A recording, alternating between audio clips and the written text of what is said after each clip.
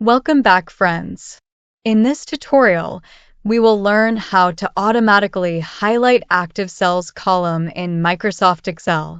As you see in the screen, the active or selected cells column is getting automatically highlighted. Let's start with the process of doing this. First, select the data where you want to apply this automatic highlighting.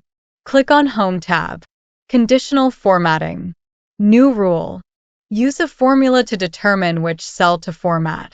In the formula box, write this formula.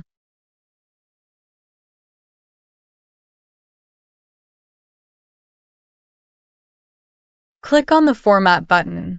Click on Fill tab. Choose the color for highlighting. Click on OK buttons.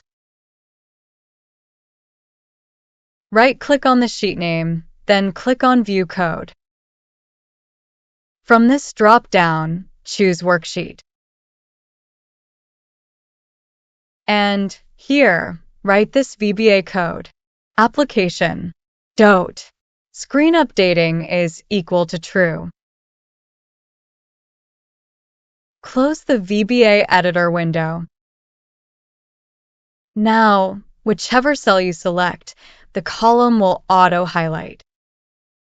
To save this feature, you have to save the workbook in macro-enabled format.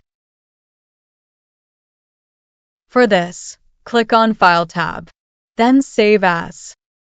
In the File Type list, choose Macro-Enabled Type, then click on Save. So, this is how we do auto-highlight of active cells column in Microsoft Excel. Thank you so much for watching.